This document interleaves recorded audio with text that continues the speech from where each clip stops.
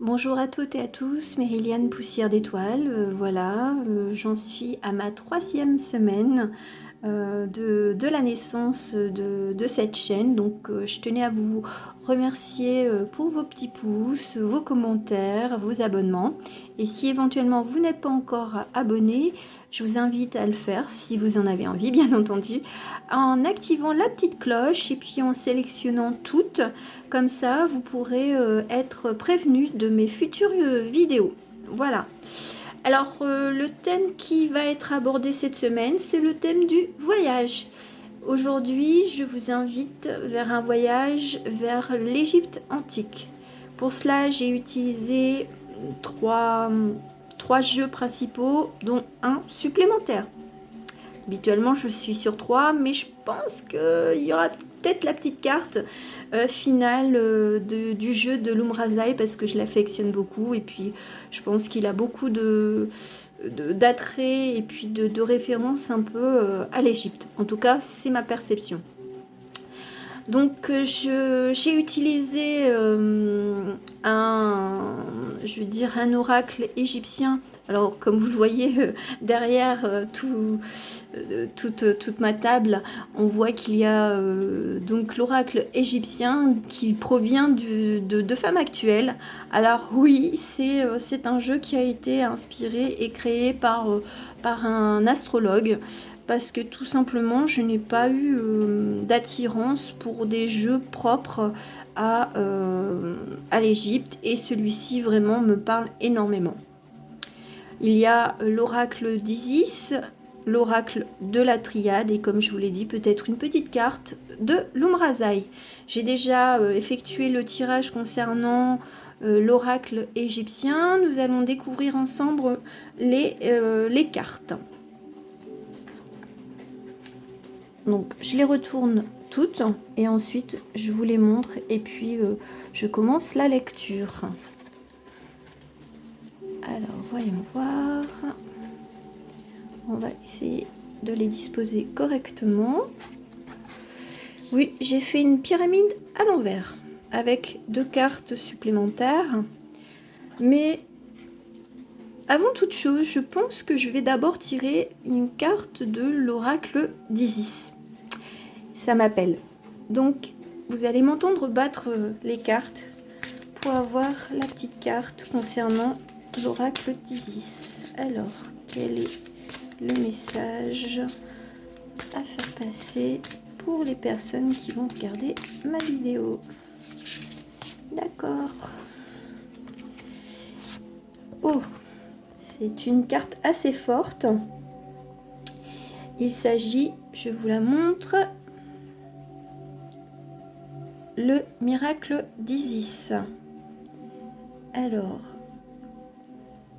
la guérison miraculeuse de la déesse. Je vais aller chercher dans le petit livret à quoi elle correspond. Je vais tout de même la laisser pour qu'elle soit visible. Et je vais chercher à quoi correspond exactement. J'ai les grandes lignes, mais je n'ai pas tout mémorisé parce qu'il y a quand même beaucoup de choses.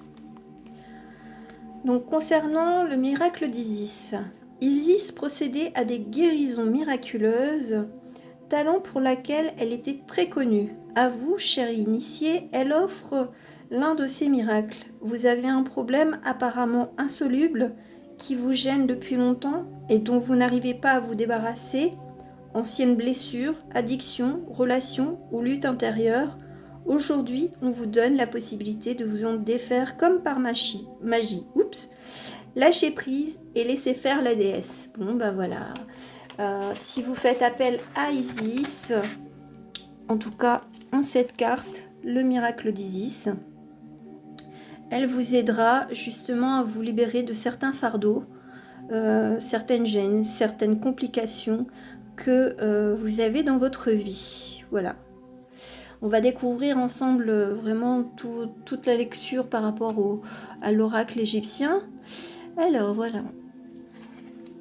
On va commencer. Alors, il s'agit de Anouket. Alors, Anouket. Alors oui, j'ai pris je vais aller voir ce que ça dit, parce qu'il y a des maximes. Alors, je vais regarder quand même à quoi correspond Anouket au niveau des maximes. Alors, la maxime par rapport à Anouket, c'est « Du ventre d'une reine naît un prince ». Alors, déjà, c'est bon, une carte, comme vous le voyez, elle est bleue. Enfin, moi, je l'échange, enfin, je vois des échanges, de la communication et certainement une communication qui va être positive. Voilà. Donc, je pense qu'en plus, il y a la petite croix de Ankh. C'est la clé. Enfin, la croix de Ankh, c'est toujours la clé chez les Égyptiens. Donc, elle vous donne les clés justement pour communiquer efficacement. Ensuite, je vais vous lire toutes les maximes. Donc, ça prend un petit temps pour chercher les maximes qui correspondent aux cartes. Donc là, nous avons Mamissi.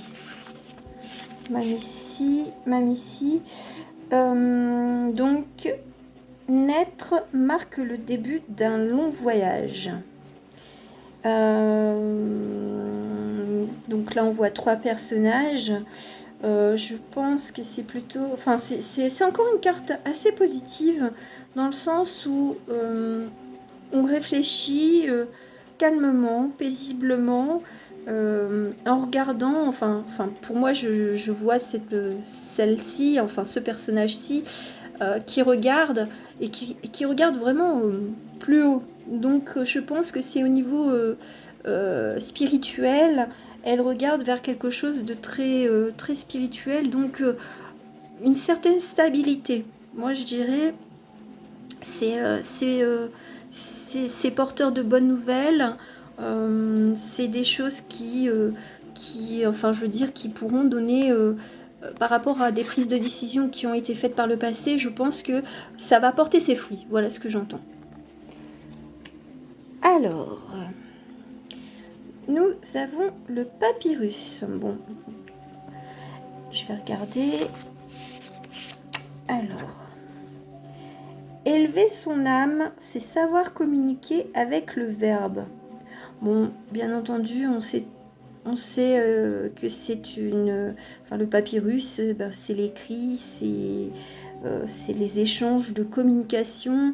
Donc, je pense que même par rapport à la première carte de Anouket, ça confirme qu'on saura justement même communiquer au-delà du verbal, c'est-à-dire à l'écrit. Voilà comment je le ressens. Alors, nous avons Moisson. Bon, c'est des cartes assez positives jusque-là. Alors, voyons voir la maxime qui est en référence. La terre exerce sur l'homme tous ses pouvoirs. Bon, écoutez, si vous avez pris des décisions par rapport à des changements de travail ou par rapport à des changements de position, par rapport à des situations avec votre entourage, ça va porter encore ses fruits. Vous allez récolter justement de bonnes choses. C'est tout bon, c'est positif. Ah, Selkis.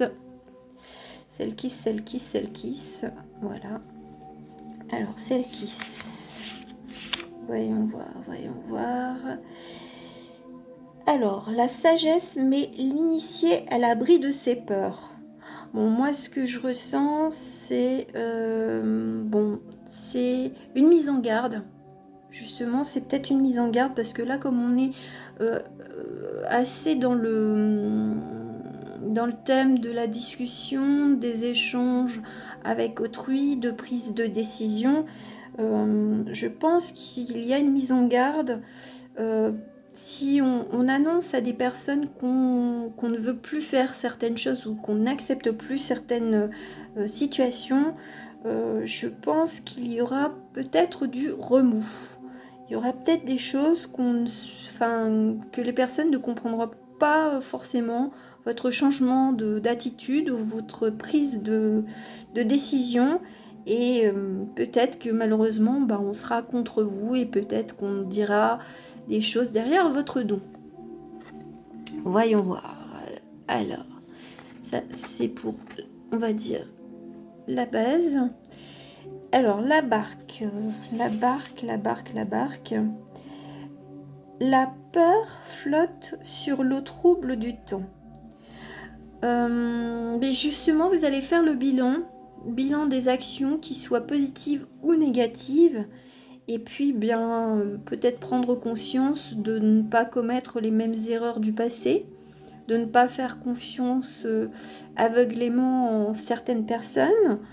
Voilà, c'est un équilibre qu'on retrouve avec cette barque. Et justement, on peut lâcher certaines peurs, certaines craintes pour justement aller vers quelque chose de plus clair. On va regarder les 2 cartes conseils supplémentaires. Alors, nous avons Akeru. Alors, la maxime, un signe suffit au jour pour s'unir à la nuit. Moi, je l'entends comme encore une petite dualité. Mais si on voit celle-là, on s'en va quand même sur un équilibre. Même s'il y a une dualité ou peut-être qu'on a des doutes sur les décisions, les choix qui sont à faire, qu'ils soient professionnels, amoureux, relationnels, on a peut-être quelques doutes pour trouver cet équilibre. Néanmoins, on l'a ici. Donc je la prends comme une petite mise en garde, de ne pas se laisser influencer de quelqu'un qui essayerait de semer le doute chez vous par rapport aux décisions que vous avez prises. Et enfin, la dernière carte. Alors, nous avons Bénou. Alors, sur les pétales de l'aube, l'oiseau contemple l'univers. Écoutez, moi je pense que c'est une carte vraiment positive. On sait ce qu'on veut, on sait où on va, et je pense que on prend en main son destin, sa destinée, et le bilan est quand même assez positif. On peut regarder derrière soi sans regret. Voilà, on est guidé par l'étoile, on est guidé par les oiseaux. Enfin, je veux dire, c'est vraiment, c'est très positif. Voilà. Là, on en a fini avec l'oracle égyptien. Maintenant, je vais passer à la triade. Il est connu, hyper connu. Je vais pas le présenter, hein. Et je vais brasser les cartes pour en retirer les messages, pour affiner justement ce que disait l'oracle égyptien. Voilà.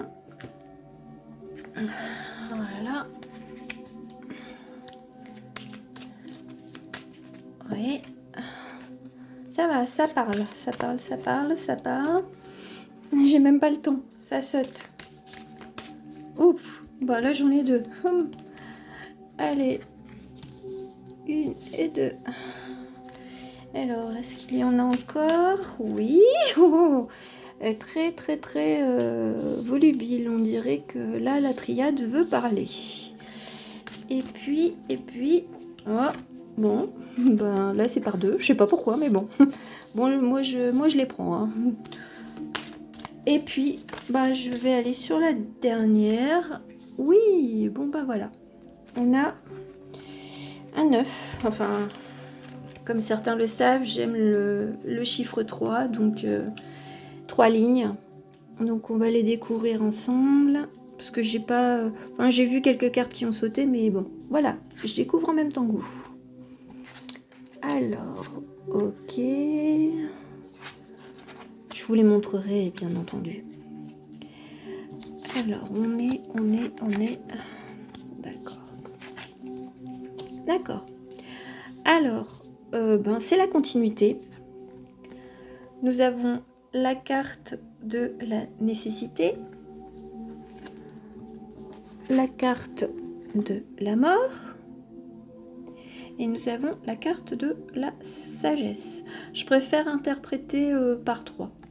Alors, ce que moi, ça m'indique, c'est que c'est à la fois une nécessité et une sagesse, c'est-à-dire être sage, de quitter certaines choses, de quitter certaines situations qui ne conviennent plus. Et en cela, eh bien, il y a la mort.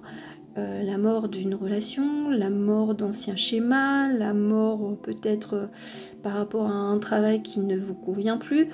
Mais même s'il y a cette mort, on voit quand même qu'il y a des choses positives qui arrivent ou des possibilités qui vont vous permettre d'aller vers autre chose qui seront certainement plus en accord avec vous-même. Parce que nous avons la paix, si j'arrive à bien cadrer, les doutes, enfin le ou les doutes, et la méditation. Donc, bien entendu, par rapport à cette mort, il va y avoir des doutes. On va se dire, est-ce que j'ai bien fait de quitter mon travail, de quitter cette relation, ou de dire, ou d'affirmer qui je suis, ce que je veux. Mais au travers de la méditation, enfin de l'introspection, moi je l'entends comme une méditation, c'est une introspection. Moi je vois que justement en étant en accord avec soi-même, on retrouve une certaine paix intérieure. Voilà. Et ça m'est confirmé parce que nous avons la carte de l'ordre, la mutation et pour finir la lumière. Alors l'ordre, moi je l'entends comme l'ordre divin. C'est que cette prise de décision, elle vous a quand même été un peu guidée par le divin. Même si en vous, vous avez eu des gros doutes, sachez que il y a quand même un soutien de l'univers, de vos guides, enfin des choses du plan supérieur. Parce que vous allez vers une mutation. Alors mutation, c'est vraiment le gros changement. Moi je l'entends comme ça, c'est le gros changement, c'est que on est parti de loin pour aller vers quelque chose, on ne sait pas où est-ce qu'on va, mais on le fait. On le fait parce que où est-ce qu'on va, malgré tout, c'est vers la lumière. Voilà. Donc, c'est normal si vous rencontrez des doutes ou des personnes qui vous mettent le doute, mais vous aurez la sagesse, vous avez l'appui du divin justement pour réfléchir à comment évoluer et comment trouver vos solutions, quels que soient vos problèmes, vos situations qui seront propres. Bon, je vais faire quand même la carte de l'Umrazaï parce qu'il m'appelle bien, puis je l'ai préparé, donc bien pour une fois je n'irai pas jusqu'à 3 mais j'irai jusqu'à 4. Voilà. Alors quel sera le message final avec l'Umrazaï? Alors avec l'Umrazaï, voyons voir. Alors un petit message pour celles et ceux qui vont regarder ma vidéo. Eh ben, vous en aurez 2. C'est même pas 3. 2. Alors, ça c'est l'œil d'Horus. On peut pas dire que ce soit pas dans le thème de l'Égypte antique. Alors, l'initié. La matrice reprend ses droits. Le cœur rentre en la maison de l'âme. L'esprit connaît la félicité. L'aura s'illumine de sa sainteté. Bon, toutes les prises de décision, en fait, elles correspondront vraiment à votre propre intérieur, à votre âme. C'est vraiment de bonnes décisions. Et puis, l'œil d'Horus, c'est avoir une vision claire. C'est un peu comme le troisième œil. Voilà, c'est vraiment l'intuition. On voit au loin et on sait ce qu'il nous faut. Toujours guidé par le divin. Voilà. Et puis, si on n'y croit pas, j'ai tiré cette carte-là en plus. Voilà, vous en aurez 2 pour le prix d'une.